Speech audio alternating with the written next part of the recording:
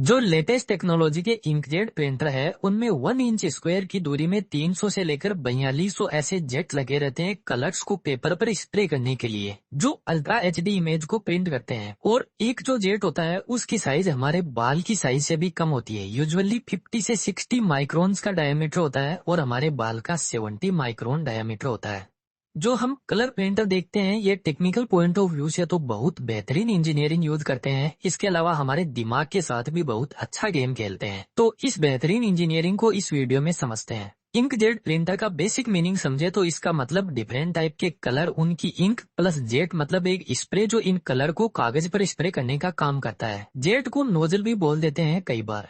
हमारे स्मार्टफोन की स्क्रीन में कोई भी पिक्चर दिखाई देती है क्योंकि उसके पीछे बहुत सारे पिक्सल लगे रहते हैं, लेकिन प्रिंटर में पिक्सल का काम जेट करते हैं। जब हम किसी प्रिंटेड फोटो को बहुत ज्यादा जूम करके देखेंगे तो उसमें हमें ऐसे डॉट दिखाई दे जाएंगे। कलर प्रिंटर को समझने की जर्नी शुरू होती है एक मोनोक्रोम यानी ब्लैक एंड व्हाइट प्रिंटर की वर्किंग से। कुछ इस तरीके का हम एक बॉक्स लेते हैं और उसके नीचे हम होल्स बना देते हैं जिनको नोजल बोल सकते हैं, और इस बॉक्स के अंदर हम ब्लैक इंक को फिल कर देते हैं। तो इस कंडीशन में बूंद बूंद करके पूरी की पूरी इंक नीचे निकल जाएगी नोजल से। तो हमें जरूरत है कि हर नोजल को कंट्रोल कर सके। उसके लिए सबसे पहले बॉक्स को एकदम पैक कर देंगे, तो इस कंडीशन में इंक बिल्कुल भी बाहर नहीं आएगी।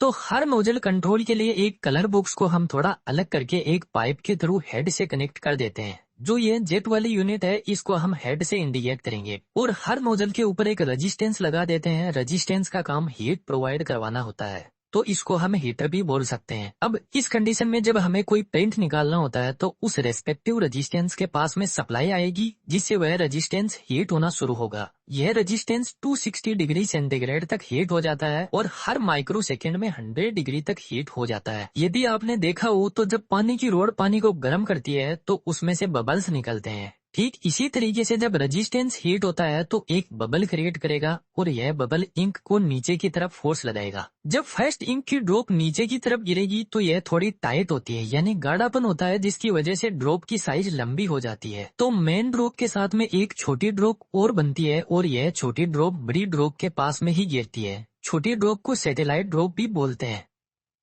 और सूखने से पहले दोनों जुड़कर एक बड़ी ड्रॉप बना लेती है। इसलिए आपने देखा होगा कि प्रिंटर्स को थोड़े टाइम पहले ऑन करके रखा जाता है क्योंकि लिक्विड इंक जम जाती है, जिसकी वजह से शुरुआत के 1-2 प्रिंट खराब भी निकल सकते हैं। अब नोजल से ड्रॉप तो कागज पर पहुंच गई, लेकिन यदि हम नोजल को नोटिस करें तो यहाँ पर एक बेहतरीन प्रोसेस होती है। जैसे ही नोजल से ड्रॉप बाहर निकलेगी तो हीटर की सप्लाई बंद हो जाती है और सप्लाई बंद होते ही हीटर के पास में बना हुआ बबल वापस सिकुड़ने लग जाएगा। तो वैक्यूम क्रिएट होगा जिसका रिजल्ट होगा बाहर की हवा को नोजल से अपने अंदर की तरफ खींचेगा। तो वैक्यूम की वजह से जो सी टाइप शेप बना हुआ है इसका सरफेस अपने आप को खींचा हुआ महसूस करेगा, जैसे इसको कोई अंदर की तरफ खींच रहा है। इसी को हम सरफेस टेंशन बोलते हैं और सरफेस टेंशन इस नोजल को फिल करने की कोशिश करेगा और फ्रेश इंक को अंदर की तरफ से पुल करेगा। थोड़ा सिंपल लैंग्वेज में समझाऊं तो यदि एक पानी की बोतल को कुछ इस तरीके से पिचका देते हैं, जब मैं इसको पानी में डुबाकर वापस छोड़ने की कोशिश करूंगा तो यह पानी अपने अंदर की तरफ पुल करेगी, क्योंकि इस बोतल के अंदर हमने जो वैक्यूम क्रिएट किया है उसको फिलअप पानी कर रहा है।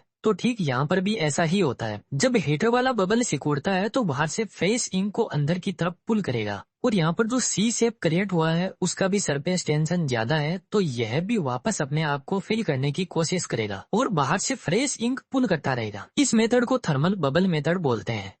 अब हेड को लेफ्ट राइट मूव करने के लिए प्रिंटर में हेड को एक हॉरिजॉन्टल रोड पर सेट करते हैं और मूवमेंट के लिए मोटर बेल्ट सिस्टम लगा रहता है जिससे हेड को अटैच किया जाता है। तो हेड कुछ इस तरीके से मूव करता है। जब हम कंप्यूटर से कोई भी कमांड देते हैं प्रिंट करने के लिए तो प्रिंटर का ड्राइवर इस डेटा को प्रिंटिंग लैंग्वेज में कन्वर्ट करता है और प्रिंटर के सिस्टम में लोड करता है। प्रिंटर में 2 रोलर लगे रहते हैं सपोर्टिव रोलर के साथ में, जो एक स्टेपर मोटर से जुड़े रहते हैं। इनका काम है पेपर को फीड ट्रे से निकालकर प्रिंटर हेड के सामने सेट करना। तो जब प्रिंटर हेड प्रिंट शुरू करता है तो इजी अंडरस्टैंडिंग के लिए हम मानकर चलते हैं कि प्रिंटर हेड में सिर्फ 10 नोजल लगे हुए हैं। जब यह नोजल प्रिंट करते हुए पूरे पाथ को कंप्लीट कर लेते हैं तो स्टेपर मोटर रोलर की हेल्प से पेपर को आगे की तरफ पुश करेगी और पेपर फिर रुक जाएगा और हेड फिर से दूसरे पाथ में प्रिंट करना शुरू कर देगा। इस तरीके से पूरे पेपर में प्रिंट करेगा। लेकिन इस प्रिंटिंग में यदि आपने नोटिस किया हो हेड उन जगहों पर भी उतना ही टाइम लेता है जहां पर कुछ भी प्रिंट नहीं करना है। तो इस कंडीशन में हमें जरूरत है कि हेड से जुड़ी स्टेपर मोटर को प्रॉपर्ली कंट्रोल किया जाए। तो इसके लिए प्रिंटर के ड्राइवर बहुत एडवांस होते हैं जो पहले से ही एक पाथ डिसाइड कर लेते हैं और इमेज में जहां जहां पर प्रिंट होता है हेड डायरेक्ट वहीं पर पहुंचता है और प्रिंट करता है, फालतू की एक्स्ट्रा स्टेप नहीं लेता है।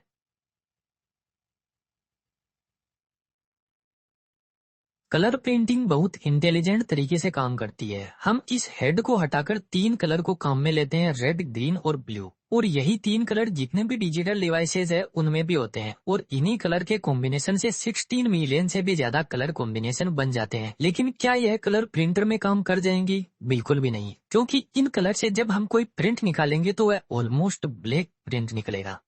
जब हम रेड और ग्रीन लाइट को मिक्स करते हैं तो हमें परफेक्ट येलो कलर दिखाई देगा, क्योंकि रेड और ग्रीन लाइट आपस में ऐड हो रही है। इसी चीज को हम एडिटिव मिक्सिंग बोलते हैं। लेकिन जब हम रेड और ग्रीन कलर को मिक्स करते हैं तो कलर तो अब की बार भी येलो ही मिलेगा, लेकिन वह बहुत ज्यादा डार्क मिलेगा। क्योंकि यदि हम इस मिक्सचर को जूम करके देखें तो यहाँ पर रेड और ग्रीन कलर के एटम हमें अलग अलग दिखाई दे जाते हैं।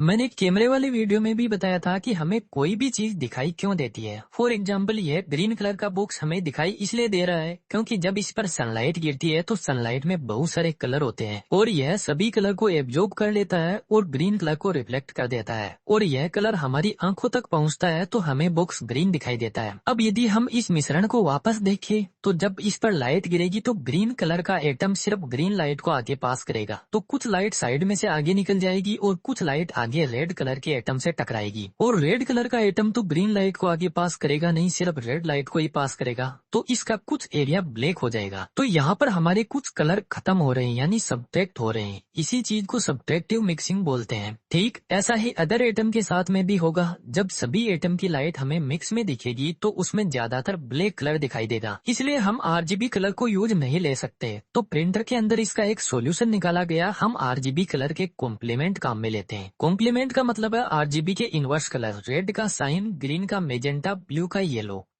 अब साइनिंग ग्रीन और ब्लू दोनों लाइट को पास करती है और रेड को एब्जॉर्ब कर लेती है। मेजेंटा रेड और ब्लू लाइट को पास करती है और ग्रीन को एब्जॉर्ब कर लेती है और येलो रेड और ग्रीन को पास करती है और ब्लू को एब्जॉर्ब कर लेती है। अब यदि हमें ब्लू कलर चाहिए तो सबसे पहले साइन की एक ड्रॉप छोड़ते हैं और साइन मैंने अभी आपको बताया रेड को एब्जॉर्ब कर लेगी और इस ड्रॉप को सूखने से पहले इसके ऊपर मेजेंटा की भी एक ड्रॉप छोड़ देते हैं और मेजेंटा ग्रीन को एब्जॉर्ब कर लेगी। यह दोनों मिक्स होकर सिर्फ ब्लू कलर लाइट को पास करेंगे और हमें एक बेहतरीन ब्लू कलर मिल जाएगा।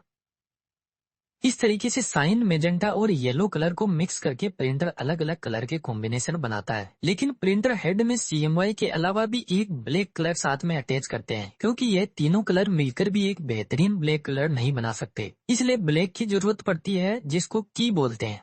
अब एक प्रॉब्लम आती है कि इन सभी कलर को मिक्स करने से हमें रेड कलर तो मिल गया, लेकिन यदि हल्के रेड कलर को दिखाना है तो क्या करें? इसके लिए प्रिंटर खेलता है हमारे दिमाग के साथ में। जब हमें हल्का रेड कलर दिखाना होगा तो प्रिंटर डॉट के बीच में डिस्टेंस बढ़ा देगा और हमारी आंखों के लिए एक इल्यूजन क्रिएट हो जाएगा। आंखों की इतनी पावर नहीं है कि इन डॉट के बीच में डिस्टेंस देख पाए और हमें हल्का रेड कलर दिखाई देगा। अब एक कंडीशन और आती है कि हमें रेड कलर तो नॉर्मल मिल गया मिक्सिंग से, लेकिन उसको हमें और ज्यादा डार्क करना है तो क्या करें? एक तरीका तो है कि रेड कलर में ब्लैक को मिक्स कर दें, जिससे रेड और ज्यादा डार्क हो जाएगा। लेकिन यहाँ पर प्रिंटर फिर से हमारे दिमाग के साथ में खेलता है। एक्चुअल में प्रिंटर रेड कलर के साथ में ब्लैक को मिक्स नहीं करता है, उसके जस्ट पास में एक ब्लैक डॉट भी सेट कर देता है और जब सभी रेड के साथ में ब्लैक डॉट रख देंगे तो फाइनल इमेज हमें कुछ इस तरीके से डार्क दिखाई देगी, जो हमारे दिमाग के लिए एक इल्यूजन क्रिएट करती है।